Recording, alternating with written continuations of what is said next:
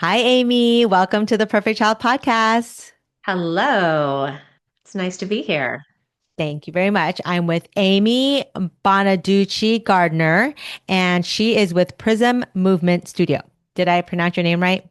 You did. Good Uh, job. okay, good. It's a tricky one. I'm going to start with your bio. Amy is a nervous system coach, holistic biomechanics practitioner, and founder of Prism Movement Studio. She's been a teacher for 30 years and has taught everyone from preschoolers to Olympic athletes. With a degree in psychology and training in movement and dance, Amy has taught in both the public school system and in private practice. Her work focuses on the relationship between the nervous system and physical and emotional well being, providing relief for clients with unresolved physical and emotional challenges. Is there anything else you'd like to add to that, Amy? That pretty much sums it up. Okay, Yeah. so let's get to it. Please tell Yes. us about holistic biomechanics and specifically the Fajardo method.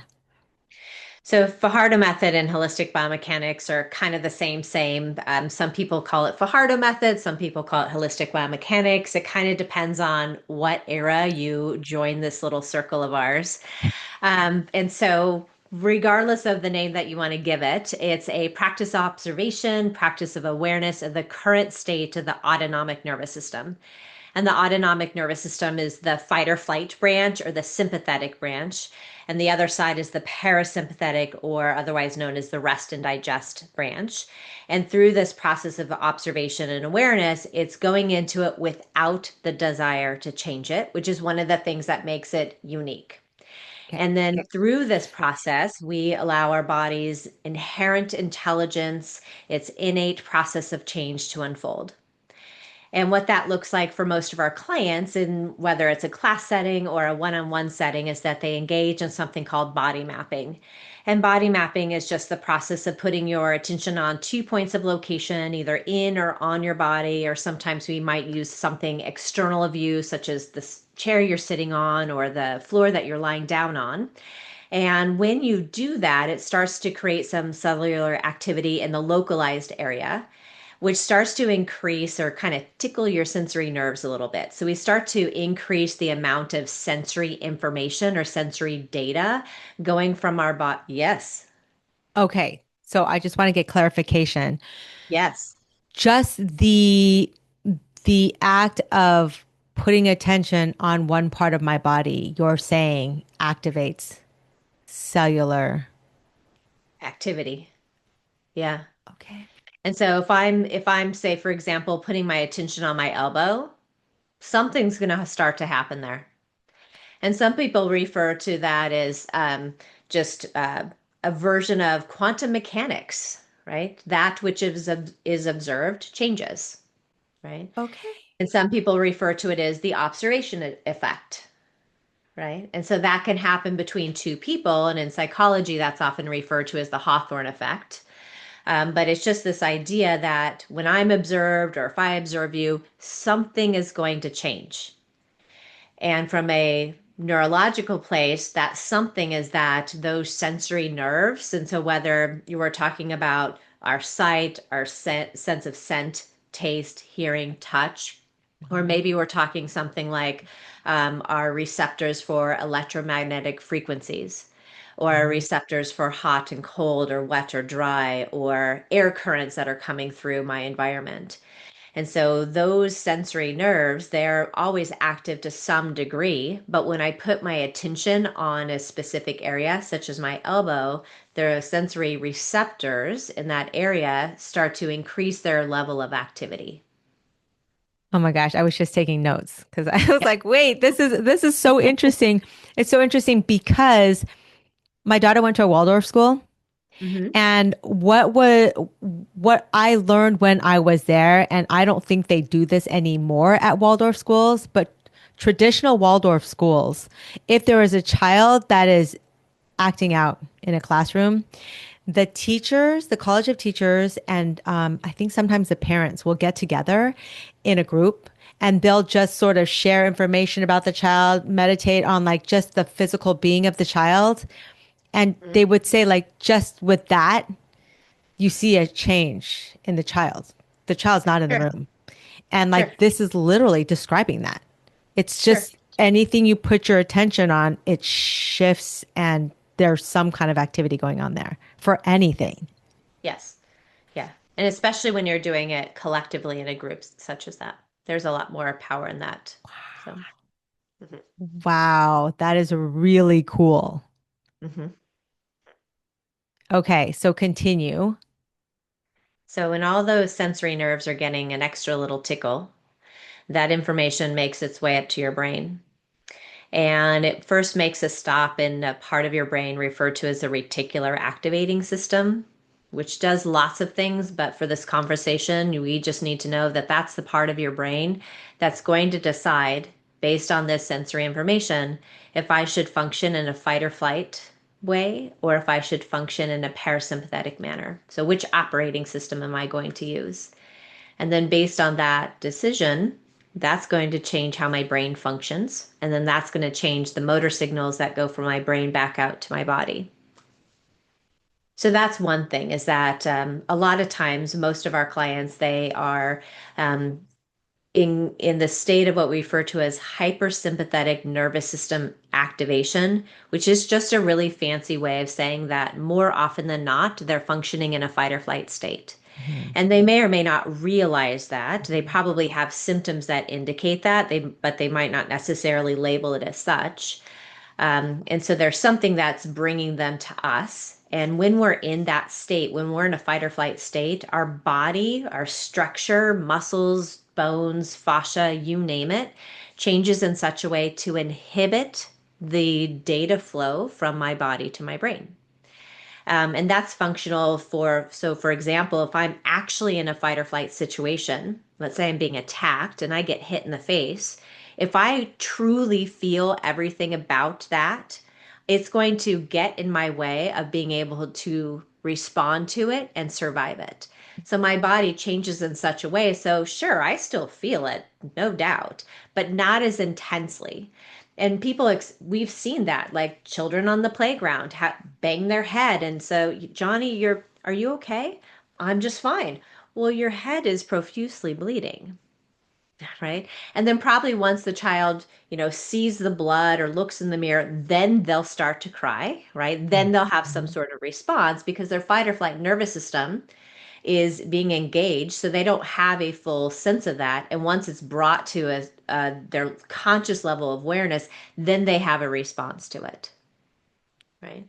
And so Mhm. this process of increasing the amount of data to the brain allows my brain to choose, is it safe? Is my environment safe? And if I don't have enough information, then I'm going to pick fight or flight, better safe than sorry. And until I've reached this threshold that I can truly decide yes or no, right? And then from there on we go. And most of us are in a environment that's safe. Not everybody, but most of Mhm. us are. But it's that not enough data, not enough presence in my moment for my brain to make the call that this is indeed safe, right? Right. Because sometimes like they say, the body keeps the score. Sometimes Hmm. if you have had experienced a lot of trauma, your body doesn't know when it's safe. Sure, sure, exactly. And we're defaulting with a lot of things. And one is that our brain works on prediction. And so my brain will look at this information. And then rather than looking at this moment saying, what's unique about this? My brain is looking at this as what's the same about this? And what is the same now that happened then? And then what happened then is going to inform me how to respond here. Even though that might not actually be appropriate because I haven't looked at the uniqueness of this moment. Right. Right. Right. And that's why people have instances where they'll see something and they'll react fearful, Exactly. even though it's Exactly. completely out of context, so to Exactly. say. Right.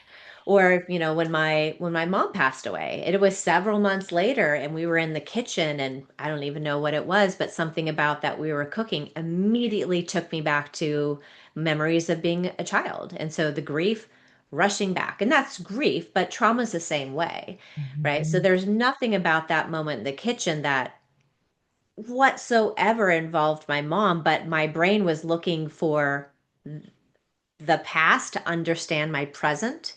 And then that memory came rushing back. And people that have a trauma experience will do something similar. And that Hmm. this reminds me of that. I better be safe, right? I better trigger my fight or flight nervous system in order to be safe just in case. Hmm. And Hmm. those loops get really tricky to get out of, right? But that's just how your nervous system was built to keep you safe and to keep you on this planet as long as possible. And so when we engage in this body mapping process, that allows us to bring in a lot more data so we can accurately answer the question, am I safe? Okay, so does the Fajardo method have a place in working with somebody who has experienced trauma and will have those fight or flight instances? Does Fajardo method have a place for I work with helping? clients of that nature all the time. So my clients generally kind of fit into three boxes, and most of them will come because one of those boxes is really loud, but they actually check all of them. So one of those boxes is something like trauma, something like PTSD or complex PTSD, or maybe it's anxiety, or maybe it's depression. So something that's more in the mental health box. Hmm. Or they might come in this other box of my hip is not working correctly, and every time I go upstairs, it makes this really painful clicking noise, right? Uh-huh. Or my surgeon said I need a hip replacement. I really don't want to have a hip replacement, right? Or I want to put it off as long as possible because everybody I know that's getting a hip replacement is having to have more hip replacements because they only Yep. last so long, right? Right. So that might be another box. Or there might be another box that's more about autoimmune illnesses, or diseases or cancers or syndromes or something of that nature. So it's a little Mhm. bit, it's physical health, but different than my hip hurts. Right. Okay. And then there's also somewhere along those, somewhere between the autoimmune and the more the mental health, I have a lot of people that come to me with executive functioning situations. And usually those are my clients that are entrepreneurs. They're really actually highly functioning individuals within their business that they're doing. But there's something about the manner with which they engage in their business that's holding them back, or that's causing problems that are within one of those other boxes. What, give me an example. Chronic stress, for example. So Okay. I Okay. might be, the CEO of my business, but the manner with which I engage with the people that work for me is very fight or flight in its orientation. So I might be very controlling of their behavior. I may be very controlling of how they go about producing a certain outcome, or I Mhm. might be they my just the manner of which I greet them every morning might be such that there's some sort of power Fear. struggle that's fear based, right? Because if I really want my company to succeed, I'm going to make sure everybody is controlled and conforming in such a way to actually get there, which is not very healthy for me or them, and Mhm. there's no guarantee that I'm actually going to meet that outcome. And then that further also, I exclude creativity from this mix. And so when I have a goal in mind, for example, if I have more of a general idea, and there might be details within that, but a little bit more on the non-specific side, and I take one action and I stop and observe, okay, how well did this one thing actually meet my intentions? And then I use that information to somehow evolve, adapt, etc., my next action. And so instead of me just having this one linear path, putting my blinders on to everything so I can just get to this one end goal, I'm keeping my eyes open. It's like, oh, if we do it this way, or maybe we do it this way, or the results of this indicated that. So I'm taking it one step at a time, which means I might have a very zigzaggy journey. But one, it's probably more healthy for me, more healthy for the people that are working for me. But then I also have a lot more creativity of myself and everybody I'm engaging with, and my end product is probably going to be that much better. So these are the conversations that you're having with these sort of type A personalities. Yes. Yes. in the also in the work of helping them connect with their bodies. Yes, because it's through connecting with their bodies, that body mapping process, that ultimately ends up changing the behavior because the behavior is simply an expression of the state of their nervous system. Okay, right. So that was actually going to be my next question is have you seen that in working with people understanding their nerve or working to calm their nervous system that their personalities change? So somebody who is constantly working and doesn't know how to stop working sees Hmm. you, and then because their bodies have changed, their stress levels have changed because of the work that they're doing with you, then it helps them to actually get out of their work or be mindset and be able to step back a little bit. And that's not from you, just from them, their own body. Exactly. And there's definitely conversation that happens with most of my clients. Not everybody, however, but there's usually a conversation that's happening. So it's not just mapping. It's not me just saying, here is your anterior superior iliac spine, and now draw a line from here to your knee, right? It's not me just Right. delivering that sort of information, which is gets you into the body mapping territory, right? There's conversations about why this is relevant. There's conversations about why this information might be of interest to you and your bottom Mhm. line, right? Mhm. And then that changes over time, creates a, um, adaptation in the nervous system. So it's not about them being calm, it's about I have more adaptation. Ah, yes. And so, because if you're in a fight or flight situation, I really hope you're fight or flight. Right. Right. Right. Yeah, And so yeah. there's nothing, I don't want to take that response away from you. I want you to be adaptable, right? And then Mhm. furthermore, I want you to engage in whatever fight or flight behavior is most appropriate for that moment. So it's not about me making you calm or giving you tools so you can stranglehold your nervous system into some desired state. It's more about creating this this adaptability Mhm. and one that you don't have to manage, right? And Mhm. so when that starts to happen, my behavior starts to express differently. So if I'm a workaholic, there's probably reasons that I'm a workaholic. And a Mhm. lot of times those things start to get into what I refer to as survival patterns. And survival patterns are behaviors, or perceptions that I developed in childhood as a way to get my basic needs met. So, in basic needs being the obvious food, shelter, clothing, but also that I'm loved and that I matter. Right. And if as a child, those things aren't being met or not being met enough, then children engage in certain behaviors. They learn how to get those things met. Then, as I become an adult and I'm supposed to have learned how to provide my own food and shelter and clothing, and I develop relationships that are outside of the ones that are necessarily provided for me. So maybe I'm going to go find a partner in life, or I have my best friend, or something of that nature. So I have the companionship, those other ways of seeking out, ways that I know that I manner. Um, Mhm. if I do that parasympathetically, great. But if I am fight or flight, I'm going to still dominantly fight or flight. I'm going to still use those same childhood survival patterns from my past now. Right. And Mhm. so if I learned, oh, mom makes this face when I get this grade on my report card, but she makes this other face when I get that grade on my report card, right? Then I'm going to start to learn that I have to do this to get this back, right? If I want mom's approval, I have to work really hard to get an A, right? And so then Mm. that starts to create, perhaps it's, perfectionism. Mhm. Perhaps it's like this constant like workaholic sort of thing because I'm always trying to be good enough, It's right? programmed. Yeah. So a lot of Oh, my clients have something of that nature that started when they were youngsters, right? And of right. course, it gets expressed in an adult way. It's not like I'm laying on the floor having a tantrum now, but it's the same pattern, right? The Hmm. details are different. Right. Right? So there's a lot of things that body mapping can start to either directly or indirectly start to shift the expression of those survival patterns.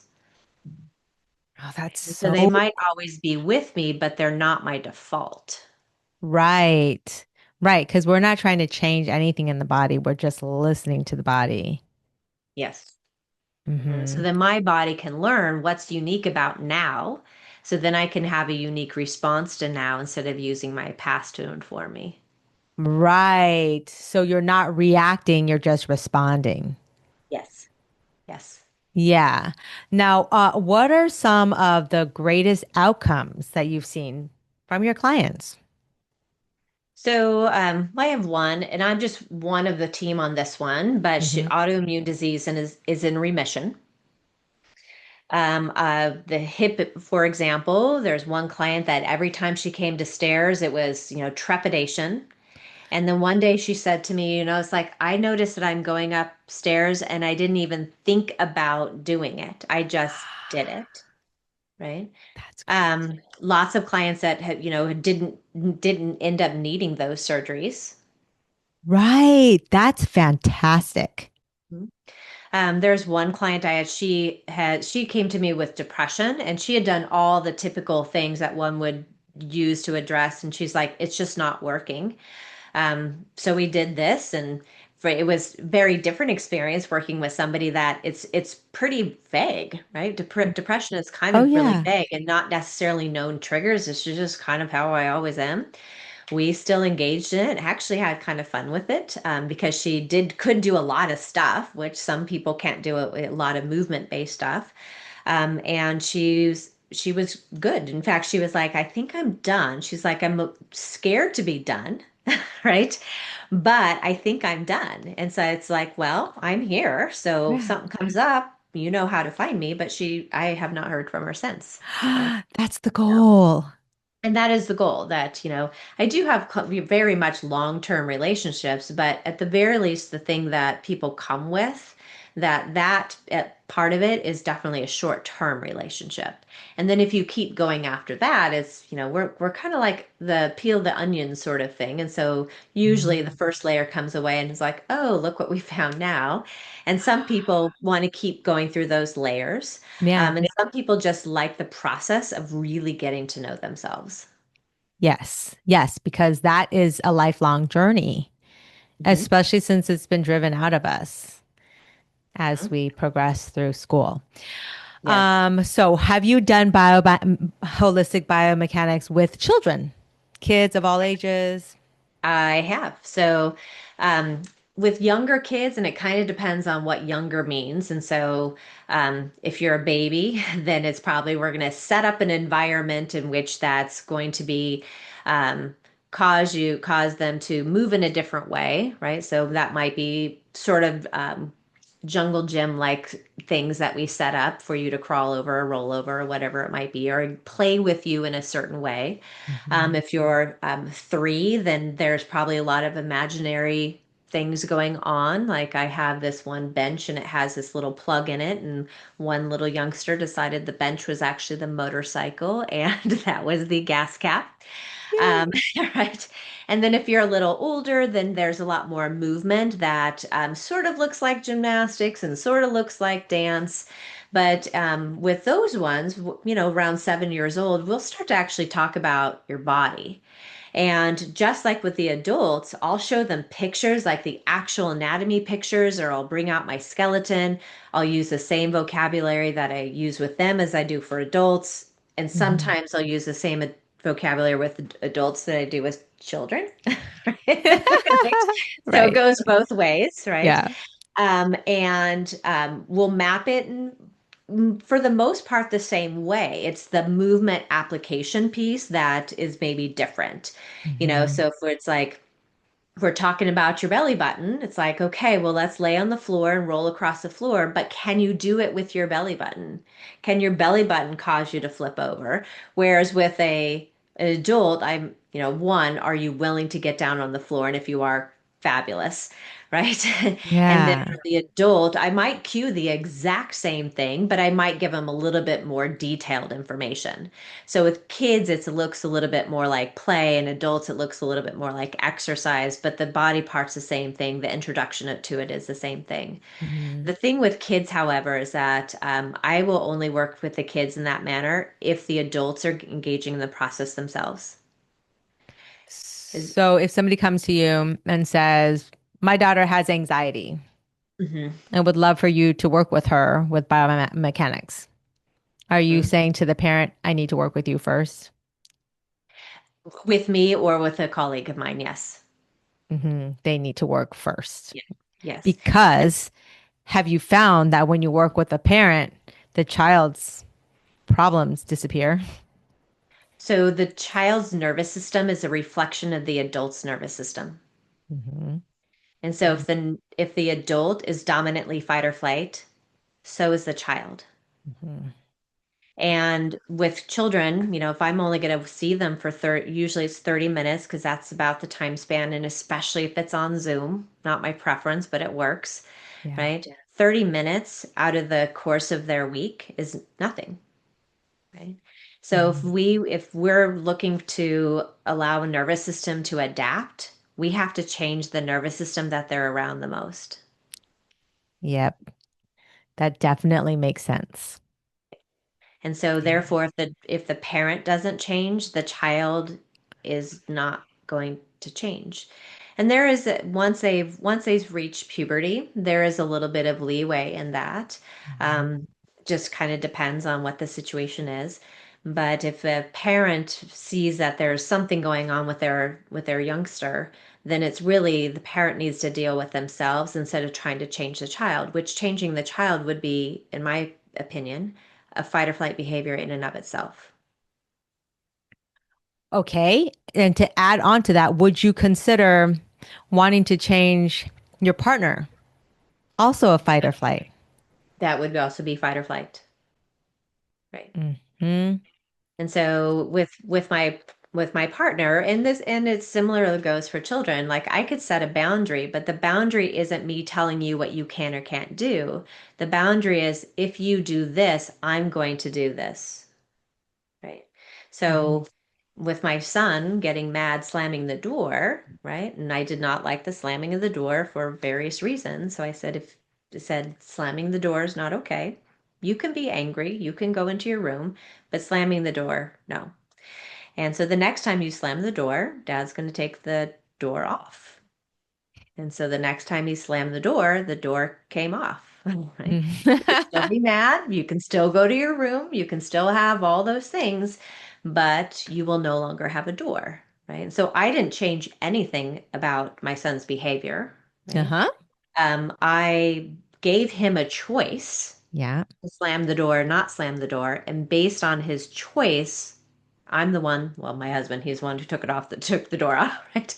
We Right. took the action, Hmm. right? We were the ones that did something different. Right. Right. That makes sense. Okay. So how do people find you? Well, I have a website, prismmovementstudio.com, and I do have a contact me form on there. And so that's the best way to initiate contact. I also do have consultations if you want to have a conversation about something. I also have a little bit of Instagram, although I'll be honest, my Instagram game is not that wonderful, but there's some stuff there that you might be of interest. But the best way is to send me an email or fill out that contact form and we can chat. Okay, great. And what is your ideal client? Who's your ideal client? My ideal client are the ones that have tried everything. Because for a lot of people, this method means that they have to take a lot of responsibility for their own process, as opposed to I don't have a magic pill. I'm not going to heal you, but instead, I'm going to give you information and it's up to you to do something with that information. And so if I'm still in the process of wanting somebody else to do the work, or if I'm going at this like I'm going to go see my doctor and they'll give me this pill and then I'm good, do all those things first, right? Or if you just don't want to bother, right? Then you can come see me, right? And it's most of my clients that have exhausted all the traditional resources and they still find that they aren't where they want to be. Those are the clients that are most open to this. So, Right. Of course, because they've already tried everything else. mhm. And are you finding more and more that people are, how long have you been doing this? 20 years. 20 years. So in 20 your, years I've been teaching holistic biomechanics and I've been teaching dance since I was 17 years old. So, wow. time. So, like in your 20 years of doing this, are you finding that people now are more receptive to this work? Because I think there might have been some time, and even now, there are people who are looking for a quick fix, and something like this biomechanics is so it's a little bit unexplainable. It Like is. I've It done it is. before with Ashley, and literally, like she just has you do these two things, pick 2 points and focus on that. And there are times when I'm just like, I don't really know what's going on, but I'm just trusting that it works. And then there are other times where I'm like, oops, I fell asleep. Yep. And she's like, it's fine, it's still working, you know? And it's Sure. like, are you finding that people nowadays are a little bit more receptive to that and not so put off by the fact that there's not a tangible result that they can see, whether it's a movement or something. It's just like you don't know what's going on. Sure. Well, two things is one, pandemic really changed the course of our lives and it changed the way our medical community functions, right? And people's stress levels went through the roof. And so, because chronic stress is such a thing and it's become more known and more accepted that chronic stress is associated with many illnesses, physical situations, etc., people are more open to something like nervous system work, right? And so that's where the term holistic biomechanics might not resonate for you, which is why one of my job titles is nervous system coach. And so, because of that connection, people's willingness to do things online, for example, there's a lot more openness to it. Um, my, this, of course, is due to my personal feed, but my feed is nothing but nervous system stuff. Nervous system thing has become a huge industry in the Yes. last 5 years, right? Yeah. And so people are inherently more open to it because they're hearing more about it. And then at that point, then it's just a matter of as me as your teacher, how can I communicate, how to engage in this process and how do I help facilitate you having an experience so you know it works, so you don't have to rely on me telling you what happened or just trust the process, right? Mhm. So that's my job is to get you to have to for you to have an experience so you know the process is happening and that you can start to read your own body and you don't have to rely on me to say, "Oh, your tail's tucked and that means you're fight or flight." You will just know, "Oh, my tail's tucked, I'm fight or flight." And then you might ask, "I wonder why." Right? Yes. Yes. So it's giving people a deeper knowledge about their body Yes. and their Yes. nervous system. And what would you think is the appropriate age range that would be most beneficial for people to learn about holistic biomechanics? I think that just it depends on the person.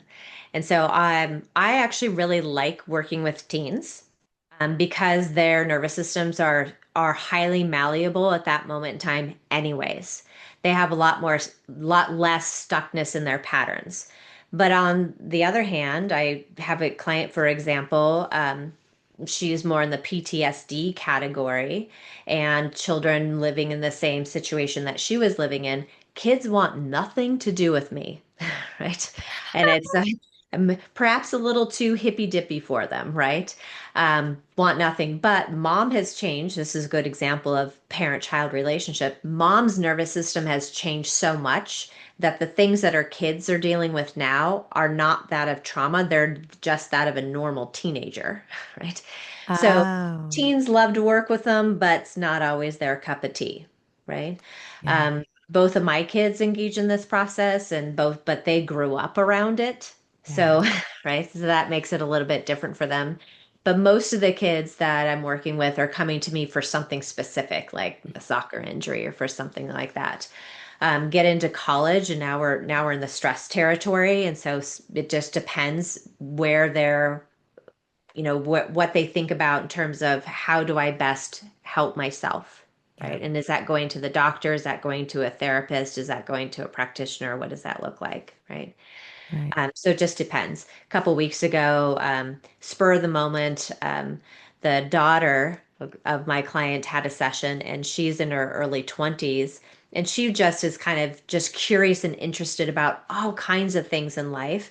And it was fascinating to work with her because her body changed so much in her first session, right? Whoa, And what? then, yeah. And then I hear later on, I get an email from mom, and mom's jazzed about it too because she gets this phone call from her daughter. And it's like her daughter's already starting to implement this stuff when she's walking down the street. Daughter engages in dance classes, started doing the mapping while she's, it's partnering dance. So she's mapping while she's doing this. And that was one session. Most What? adults aren't like that. But again, she was in her early 20s, Right. already is open, already has a mindset of like, hey, what is this? I'm curious. This seems interesting, right? Yeah. Oh, that's so neat. Hmm. Yeah, very cool. Okay, so let me ask you, have you ever worked with somebody who has consistent migraines? And does Yes. that help? Does the mapping help? You have like a specific Yeah. And it protocol does, for? it depends on the origin of the migraines, right? And so, what's causing the migraines? Are they stress related migraines? Are they hormonal based migraines? Or, they're not all What if you don't migraines are the know? same. Exactly. Exactly. And so that's something that, it's like if you're having migraines, I suggest that you actually go to your doctor first, right?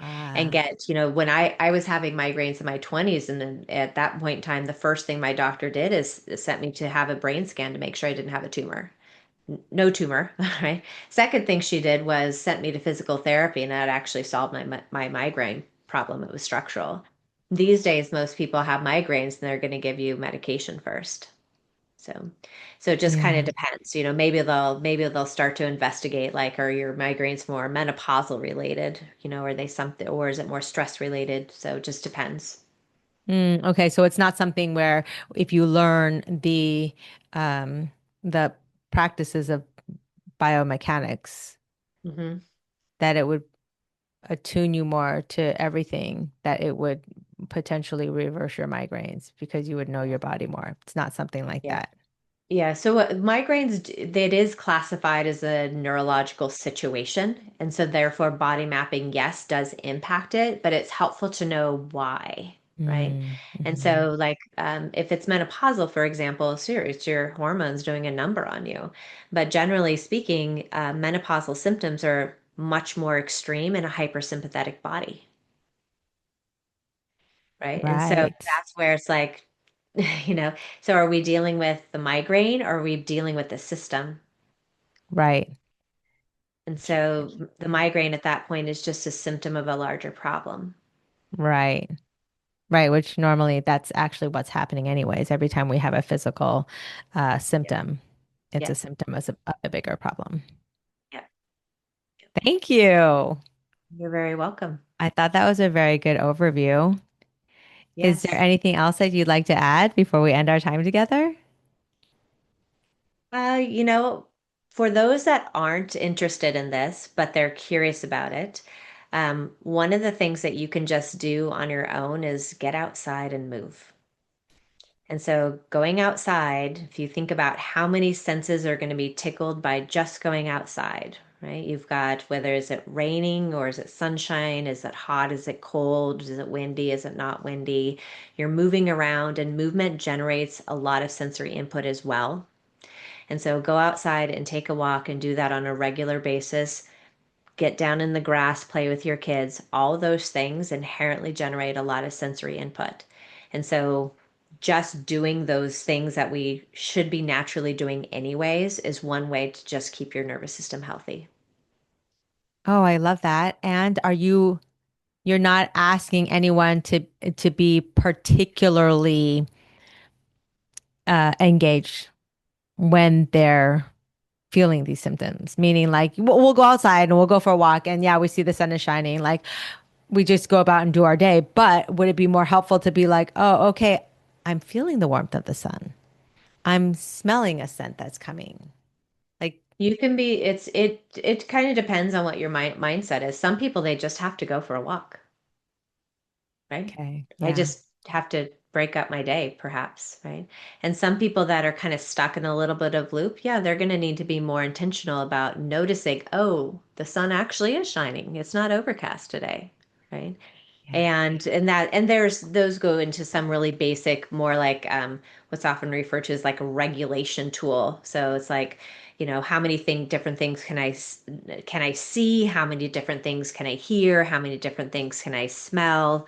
Or that's where breath work gets into. I don't teach breath work at all, but that's something that's a regulation tool. And so that's, mhm. if you're in a loop, then that might be something that can, at least for that moment, bring you somewhere different.